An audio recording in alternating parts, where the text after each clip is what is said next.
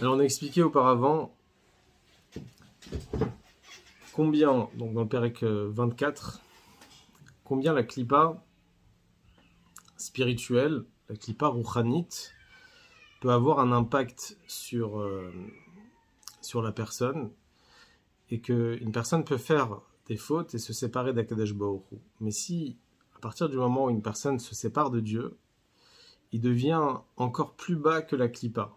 Étant donné que la clipa, elle puise ses forces de la Gdusha, par l'arrière de la Gdusha, on va dire que Dieu il ne l'en veut pas, mais malgré tout, il a une petite reconnaissance, un minimum de reconnaissance vers la Gdusha,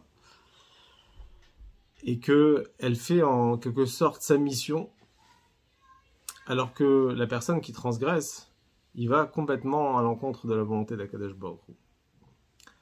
Donc là, on est dans cette partie-là du Tanya, et qu'on va expliquer donc d'où provient l'idée de vouloir faire une faute et de vouloir se séparer d'Akadosh Baruch Hu, et jusqu'à combien une personne elle peut descendre à cause d'une faute. Et pour cela, même les fautes légères, il ne faut pas les prendre à la légère et se dire c'est rien, puisque avec n'importe quelle faute, on peut être considéré séparé d'Akadosh Baruch Hu. On est dans les mots. Velachen amru razal al pasuk kitiste ishto. C'est pour cela que les sages nous ont dit que dans n'importe quelle avéra, peu importe l'avéra qu'une personne fait, il devient séparé d'Akadosh Baruch Hu. Et sur ça, les sages ont dit dans le traité Sota, sur le verset kitiste ishto. Ça s'agit de la femme Sota qui s'est détournée du droit chemin pour faire une avéra. Et le verset, il emploie le mot tisté. Tisté avec un sin et non pas avec un samer. Et les sages disent que donc pourquoi on dit un sin et non pas un samer? Parce que sin, ça vient du mot, si on écrit comme si ça avait été écrit shtut. Stit, ça vient du mot shtut, qui veut dire la folie. En adam over avera v'choulé. Une personne ne fait pas de faute s'il n'a pas eu en lui le ruach shtut, l'esprit de la folie. Et que s'il n'avait pas l'esprit de la folie, alors à ce moment-là, il aurait pas transgressé, il aurait transgressé aucune avéra dans le monde, même la avéra la plus légère. Il aurait ressenti combien il est séparé d'Akadosh Baruch Hu.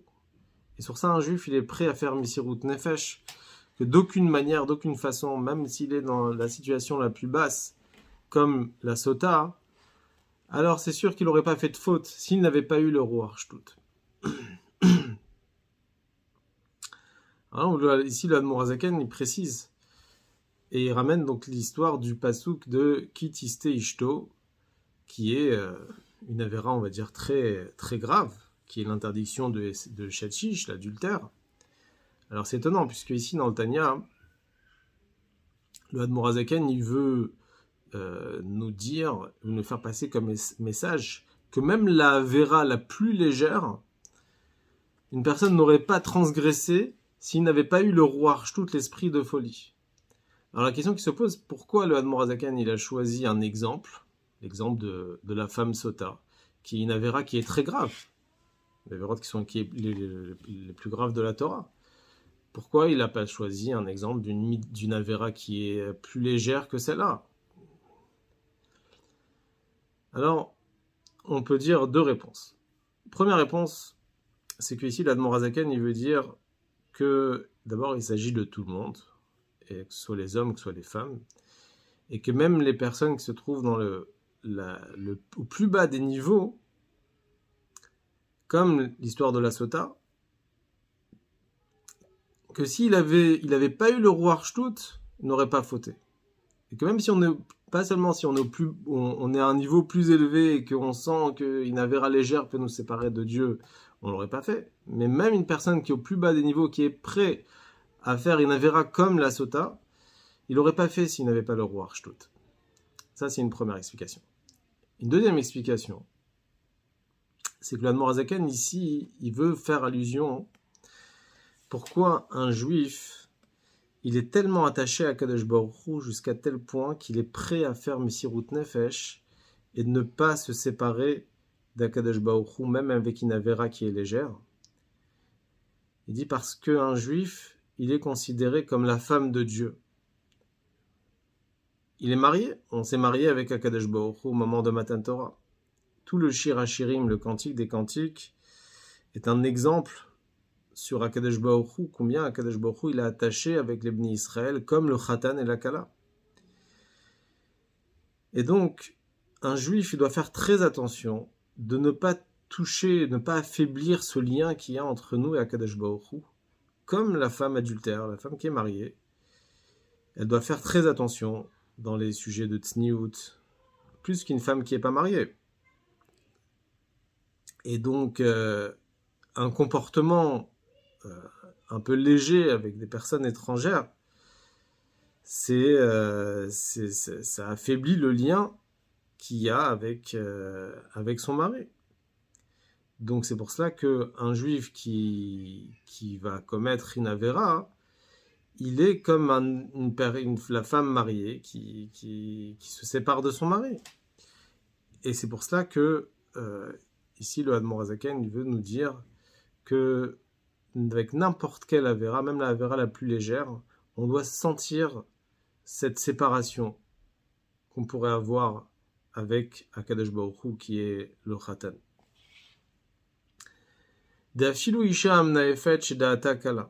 Même une femme qui est au plus bas niveau spirituel et que on dit en général que Akadosh Baruch Hu il a donné à la femme, il a donné ce qu'on appelle la bina. C'est écrit bina yetera nitenet beisha. Une femme elle a une force de la compréhension au niveau de la bina qui est plus que chez l'homme. Mais en ce qui concerne le da'at, la conscience, parfois il pourrait avoir une légèreté par rapport à cela. Et c'est pour ça que des fois, elle aurait pu tomber dans la faute. Mais le Admor HaZaken dit malgré cela, Aïta moshelet beruach ta'avata.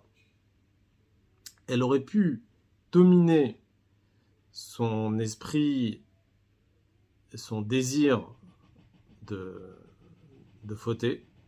Loulé ruach shtut sheba amechase umastir umaalim et ahava mesuteret shebenavsha elokit.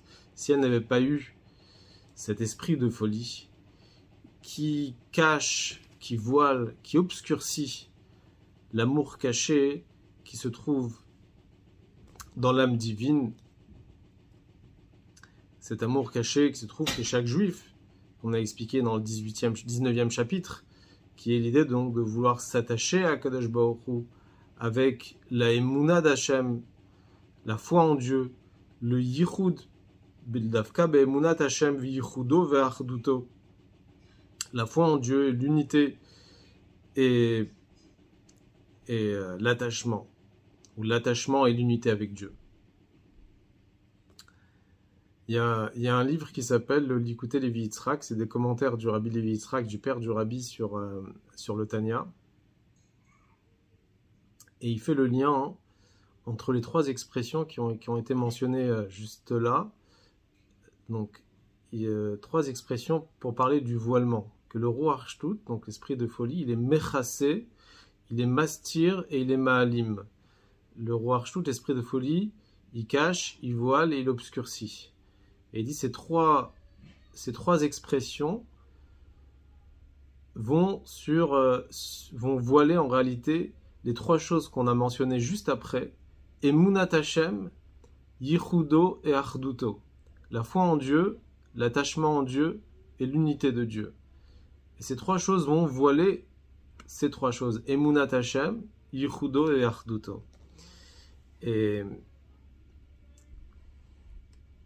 lui, il rentre plus profondément dans la Kabbalah, et il dit que la Emunah de Dieu, c'est lié avec les trois mondes spirituels, Bria, Yetzira et Asiya. Le Yichud, l'attachement envers Dieu, c'est lié avec le monde de Hatzilut. Et l'unité avec Dieu, c'est lié avec les mondes de l'infini, qui est au-delà du monde de Hatzilut. Alors, pour expliquer en réalité qu'il y a trois étapes dans le Ruach Shtut, dans l'esprit de folie, qui peut voiler l'âme divine et qui peut entraîner à ce que la personne, elle peut fauter.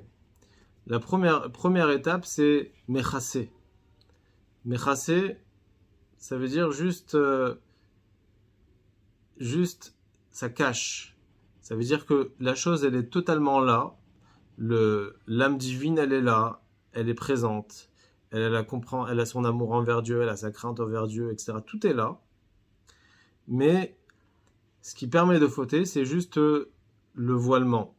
Il y a quelque chose qui cache. Mais elle est tout le temps là. Après, il y a une deuxième étape, c'est mastir. Mastir, là, on cache. On voit comment chaque mot du Admorazaken est très précis. Mastir, ça veut dire que le voilement, il est encore plus fort.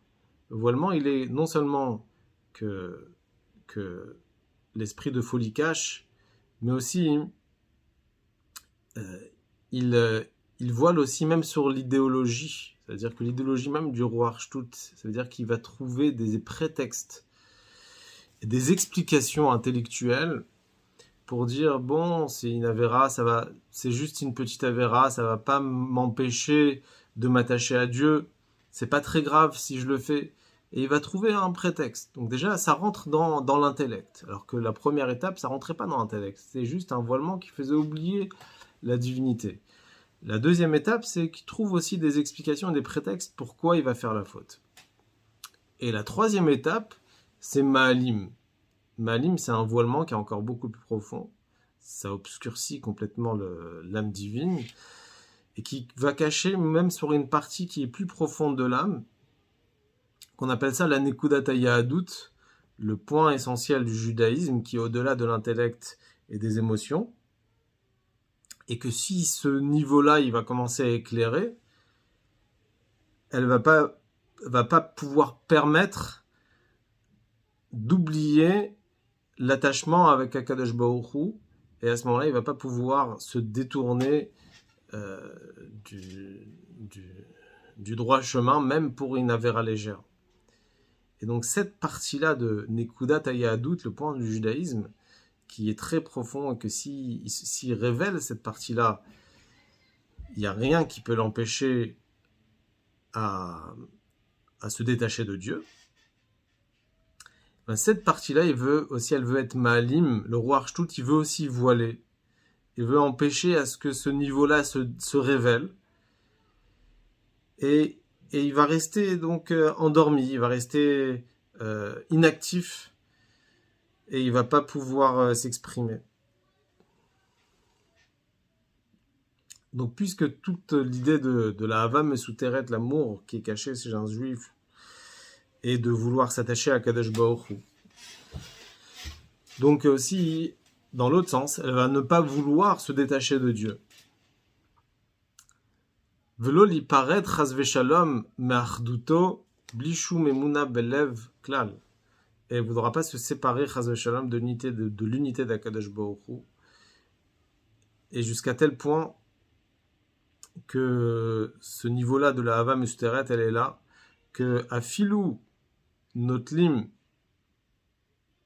et Nafsha Mimena la Avod Avodazara Chas Veshalom, que même si elle va devoir, si elle va nier Dieu, la Emouna de Dieu, on va devoir mourir, si on le force à nier Dieu, on va lui enlever son âme, Notlim et Nafsha, alors elle sera pas prête à faire Avodazara Chas Veshalom.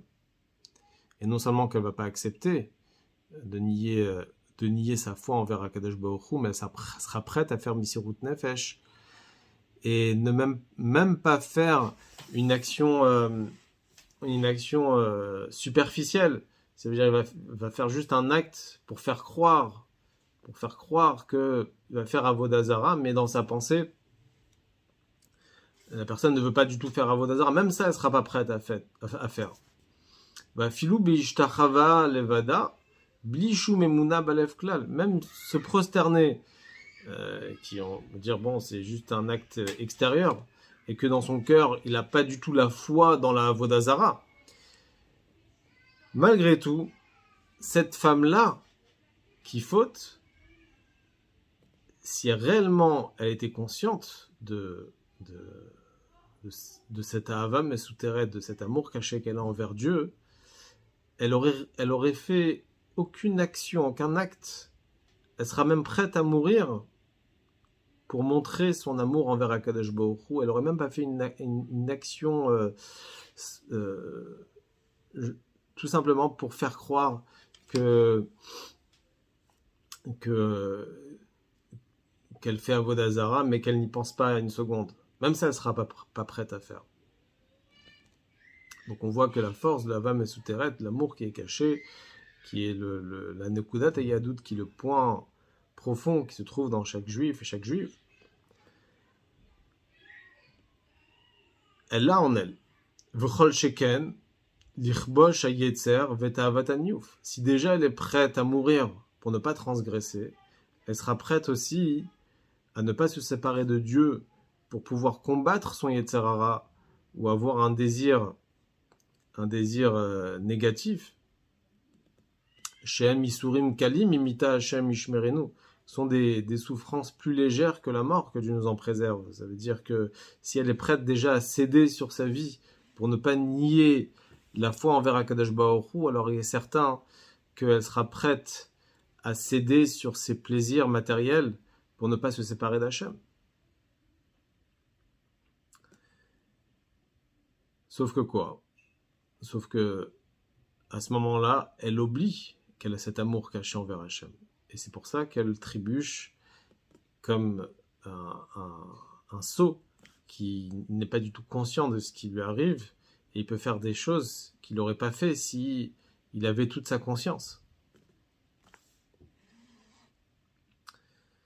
Le Marzakan, il dit qu'en dehors de cet oubli que la personne a au moment où il fait la faute, qui est vraiment un shtout, qui est une folie, elle peut avoir aussi une explication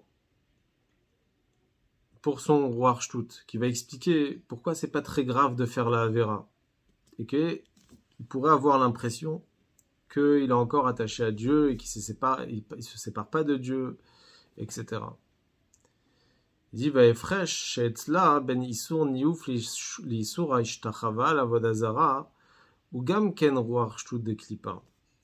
Ces différences qu'elle fait, à ce moment-là, la femme, entre la transgression du niouf, de l'adultère, ou la transgression de l'idolâtrie, où là elle sera prête à faire Misirut Nefesh, à céder sur sa vie. C'est juste une explication idéologique qui vient aussi du roi Shtut de la Klippa, de l'esprit de folie. Ce roi Shtut qui lui dit, c'est pas grave, c'est juste un détail, et si elle va fauter, elle va rester encore attachée avec Akadosh Baruch Hu, et il sera pas, son lien envers Dieu ne sera pas tellement affaibli. Pourquoi concrètement, concernant la Avodah Zara, elle le ressent? Parce que elle le sent qu'au moment de la Avodah Zara, c'est visible, c'est-à-dire qu'elle voit réellement qu'elle se sépare de Dieu. Mais quand c'est une autre Avera, elle ne le voit pas réellement. Amal Beshet, le Nefesh Elokit, At Chochma Sheba. Dans n'importe quelle faute, il y a cet esprit de folie qui cache et qui habille l'âme divine jusqu'au niveau de la Chochma de son âme, mais pas plus haut que la Chochma, puisque au niveau de la Chochma, ce qu'on appelle dans la Chochma, c'est là où éclaire la lumière infinie de Dieu, et cette force de vouloir faire Misirut Nefesh, et de donner sa vie pour ne pas transgresser. Velo ad bichlal. L'esprit de folie ne voile pas au-delà de la Chochma du Nefesh. Parce qu'à ce stade-là, toutes les clipotes, si on révèle la Chochma Sheben Nefesh, toutes les clipotes, elles sont complètement anéanties vis-à-vis de la lumière de Dieu qui se révèle à ce stade de la Neshama. Mipne Or Hashem amlubash bechochma keniskar lehel, puisqu'il y a la lumière de Dieu qui s'habille dans la chochma, et vis-à-vis de cette lumière de Dieu, alors tout s'annule, comme la cire d'une bougie qui fond devant le feu. Donc devant cette lumière de Dieu, il y a tout qui part, comme on a mentionné dans le 19e chapitre. Donc quand on va essayer de forcer la personne à faire un Avodah Zara qui est contradictoire à l'attachement envers Akadosh Baruch Hu, qu'elle voit clairement qu'elle se détache d'Akadosh Baruch Hu, alors là tout de suite elle se sent touchée et elle révèle ce point fort de la Neshama, et à ce moment-là la Klippa n'existe plus et qu'il n'y a aucune explication qui pourrait lui dire non, c'est pas grave et que tu te sépares pas de Dieu. Alors que si c'est une autre faute, là, elle sent pas cette chose-là. Elle sent pas que c'est grave. Elle sent pas que elle pense qu'elle est encore attachée à Kadosh Baruch Hu. Elle peut oublier, puisqu'il y a ici donc cet ahava mesuteret, cet amour qui est caché, qui est voilé par ce Ruach Shtut. Et plus la Avera elle est grave, plus la personne elle va ressentir combien c'est contre Dieu et combien il pourrait se séparer. C'est pour ça qu'en général, il y a beaucoup de gens qui tombent dans le piège d'avérotes, on va dire, légères, plus que dans des avérotes qui sont graves. Mais ça, c'est juste une impression et c'est juste le Ruach Shtut. Aval Behemet, là, Mito, a filou Avera Kala, mais en réalité, même une Avera qui est légère, n'importe quelle Avera, Area Ovra, Over al Ratzon Ayon Baruchu. Une personne qui transgresse, même une Avera légère, transgresse sur la volonté de Dieu, et à ce moment-là, il est séparé d'Akadosh Baruch Hu exactement comme s'il faisait Avodah Zara. Vu betachlit apirud mi yichudo v'achduto yitbarech, et il devient complètement séparé de l'attachement et de l'unité avec Akadosh Baruch Hu. Yoter misitra achara ou klipa anikraim elokim acherim avodah zara. Et il devient pire que l'autre côté, que la klipa qui est appelée elokim acherim, comme on a expliqué la semaine dernière, et pire que la avodah zara. Et il dit mamash, vraiment. C'est-à-dire c'est pas juste comme la avodah zara ou pire que la, c'est vraiment, c'est pire que la avodah zara. Qu'est-ce qui fait la différence entre une avéra qui est légère et une avéra qui est très grave? La différence, elle est après l'action de la faute. Une fois que l'action de la faute a été faite, alors on va essayer de juger jusqu'à combien la tâche, jusqu'à combien ça a abîmé la neshama, et combien plus la avéra elle est grave, plus la punition elle sera grande. Moins la avéra est grave, moins la punition elle sera grande, puisque la tâche sur la neshama, elle est moins forte. Mais ça, c'est après l'action de la faute. Mais au moment de l'action, au moment où une personne fait une faute, à ce stade-là, il n'y a pas de différence entre une avéra légère et une avéra qui est grave. N'importe quelle faute, il y a ici une séparation complète d'Akadosh Baruch Hu, comme la Avodah Zara.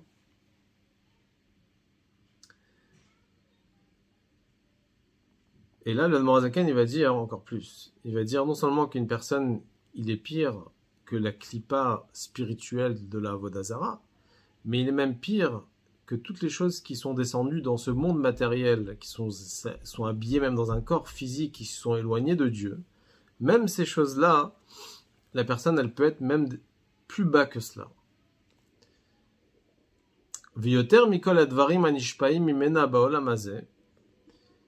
Plus bas que toutes ces choses-là qui reçoivent leur vitalité dans ce monde-ci, des clipotes, Shem behemot meot vechayot veofot tmeim, comme les animaux impurs ou les volailles ou les impurs ou shkatsim urmasim, et même les insectes et les reptiles. Même cela, une personne elle sera plus basse que cela.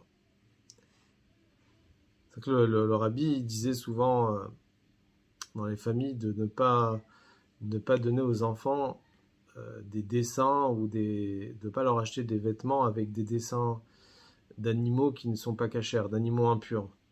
Et de faire attention que ce qu'un enfant y voit, ça a un impact sur son caractère.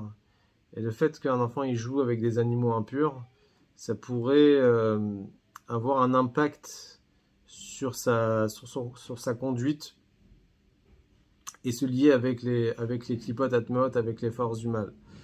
Le rabbi il a insisté beaucoup, bon, c'est une parenthèse, dans l'éducation, que, que, que les enfants puissent jouer avec et voir des images pures, et même voir des photos de tzadikim ou d'autres choses, ça puisse avoir un impact même sur le caractère de l'enfant.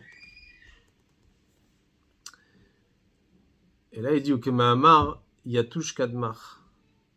Comme les sages ils disent dans la Gemara, dans le traité Sanhedrin, page 38, il dit Yatush Kadmar, même la mouche, elle t'a précédé. Ça, les Chachamim ils disent que pourquoi l'homme a été créé en dernier, à la fin, après toutes les créatures, au 6e jour de la création du monde, c'est que à ce moment-là, la personne, il sera prêt pour commencer à se servir. C'est comme si j'invite quelqu'un à la maison et donc je prépare toute la table avant que l'invité il arrive pour que la table elle soit prête. Et donc lui, il arrive en dernier. Donc l'homme a été créé en dernier, le 6e jour de la création, après tout, même après les animaux, puisque l'homme, c'est l'essentiel de la création. Il est là pour servir Dieu dans le monde et qu'il est créé à la fin, puisque l'homme, si c'est le plus important dans toute la création du monde. Mais à partir du moment où une personne il va fauter, alors à ce moment-là, on va lui dire, même la mouche, elle t'a précédé. Même le yétouche, il t'a précédé, et qu'il est plus important que toi. À partir du moment où tu ne fais pas ta mission dans ce monde, alors à ce moment-là, tu es créé en dernier parce que tu es plus bas que la mouche. Ça veut dire que à ce stade-là, il révèle qu'en réalité, la mouche a été créée avant parce qu'elle est plus importante que lui. Maintenant, pourquoi la Gemara elle a choisi l'exemple de la mouche? Alors, on peut choisir un autre insecte. Quelle est ici l'idée de la mouche?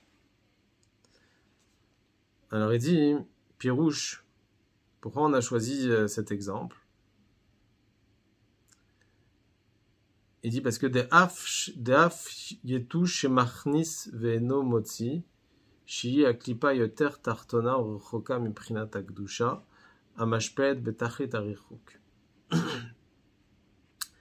La nature d'une mouche, c'est qu'elle mange, elle fait entrer, mais elle ne fait pas sortir. Donc il n'y a aucun déchet qui sort. Ce qui n'est pas le cas dans d'autres insectes, où les déchets vont servir peut-être à d'autres insectes ou à d'autres créatures qui sont plus basses. Donc ça fait référence à la clipa qui est la plus basse, celle qui est là pour prendre constamment, récupérer, prendre, mais elle ne donne rien aux autres. Ça, c'est la clipa la plus basse. Ça, c'est la différence entre la clipa de façon générale et la gdusha. C'est que la clipa, elle ressent qu'elle existe et qu'il n'y a que elle, et donc tout lui est dû, et elle pense à personne. Alors que la gdusha, c'est le contraire. La gdusha, elle est complètement soumise à Kadosh Baruch Hu, et elle se sent pas en réalité, elle se sent complètement annulée à Dieu. Donc tout ce qu'elle a, elle donne. Sa nature, c'est de transmettre, d'influencer, de donner aux autres. Et la clipa, c'est le contraire, c'est de tout prendre et de ne rien donner. Et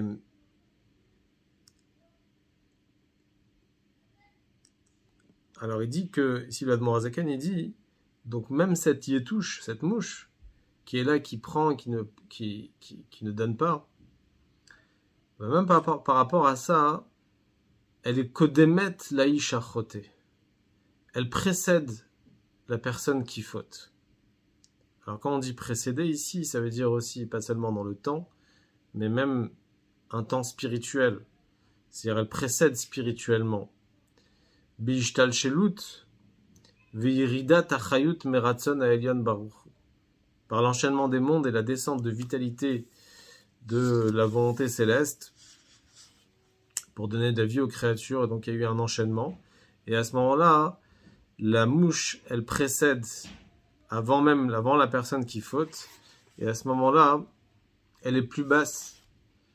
La personne qui transgresse la volonté de Dieu, elle est plus basse que cette mouche-là. Le kol sheken she'ar ba'alei chaim tmeim, et à plus forte raison les autres animaux impurs.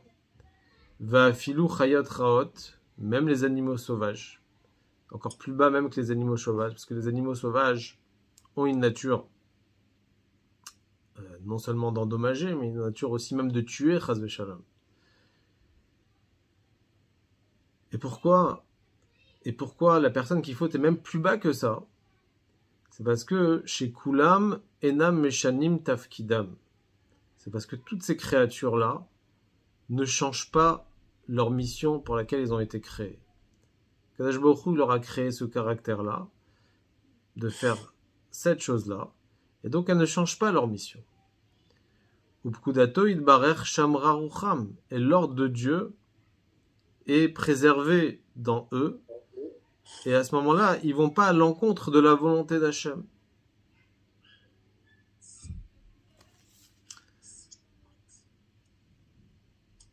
Donc ça, c'est Kudato idbarer shamra rucham.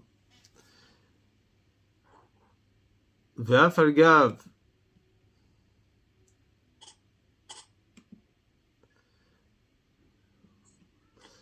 Dans les mots. Ve'af al-gav diyu lo chazi chule, ukmo shekatuv morachem v'chitchem al kol chayat haaretz. Même si lui ne voit pas, son mazal y voit, comme c'est écrit dans la Gemara, hein, dans le traité Megillah, par rapport à certaines personnes que des fois ils ne voient pas, mais ils ressentent. Il y a certaines personnes il y a des choses qui ne voient pas, alors que d'autres personnes à côté ils peuvent voir, ils peuvent ressentir. Leur âme, elle voit. Voilà, leur âme elle voit. On avait dit la semaine dernière, c'était par rapport à un prophète, que lui il avait vu quelque chose, les personnes à côté d'eux ils avaient pas vu, mais ils avaient ressenti une peur, une crainte. Et pourquoi ils avaient cette crainte? Parce que leur âme, elle voyait, mais eux, ils voyaient pas, donc ils sentaient cette crainte-là. Donc leur mazal, ils voient. Et donc, ces animaux-là, les animaux, ils ressentent la volonté d'Hachem. Et c'est pour cela qu'ils réalisent la volonté d'Hachem. Donc, Moshe Katouv, et comme c'est écrit dans le verset, donc Morachem vechitrem yiye al kol chayat haaretz. Dieu il a donné l'ordre, on va dire aux êtres humains, il leur a dit, à Adam Arishon et à Chava, que normalement les animaux ils vont craindre les êtres humains. C'est-à-dire que les hommes vont donner de la crainte aux êtres humains. Une fois qu'un animal il va passer, il va voir un être humain, il va avoir peur de lui. Au Pirouche Rabotenu Zal, she'en chaya ra'a moshelet ba'adam. Comme les sages ils disent dans le traité Shabbat, que un animal sauvage ne peut pas dominer un être humain. Pourquoi? Parce que c'est leur mission. Leur mission, c'est qu'ils sont là, ils ont leur mission, mais ils sont pas là pour endommager les êtres humains. Comme Agmara a dit que normalement, même un bébé d'un jour, il n'a pas besoin d'être protégé des rats ou des animaux sauvages, puisque normalement ils ne sont pas censés endommager les êtres humains. À moins que Elaimken Nidmela Kibehema. Si le visage de l'être humain ressemble à un animal, c'est-à-dire qu'il est descendu de niveau, il est considéré comme un animal, alors à ce moment-là, oui, l'animal sauvage, il peut endommager la personne. Tzadikim. Excusez-moi, c'est dans quel Pérec Pérec 24. Tzadikim she'en tselem elokim mistalek me'al penehem. Alors que les tzadikim, qu'ils ont toujours l'image de Dieu sur leur visage, et que l'image de Dieu est tellement révélée dans leur visage, donc non seulement qu'ils ne ressemblent pas aux animaux, mais ils ont même le tselem elokim, ils ont l'image d'Hachem en eux. Alors à ce moment-là, kol chayot raot itkaifan kamayu. Tous les animaux sauvages, non seulement qu'ils n'endommagent pas, mais encore plus, elles se soumettent à elles, aux tzadikim. Et même elle sert les tzadikim, comme c'est connu, plein d'histoires dans la Gemara. Avec Daniel. Oui, comme Daniel, par exemple, Moshe Katouf Bazoar, c'est rapporté aussi dans le Zohar, Gabé Daniel, Begov Arayot, quand Daniel il était dans la fosse aux lions, où Nabucodonosor il avait jeté, et que non seulement les lions ne l'ont pas touché, alors qu'ils avaient faim, ils n'avaient pas mangé depuis 3-4 jours, mais encore plus que ça, ils se sont mis à côté gentiment, ils se sont assis, et ils n'ont pas endommagé. Pourquoi? Parce que Daniel, il avait sur lui le Tselem Elohim, il avait l'image de Dieu qui rayonnait en lui. Et donc les animaux, ils ne pouvaient pas endommager. Vimken, donc s'il en est ainsi, Achoté, donc, Achoté, donc la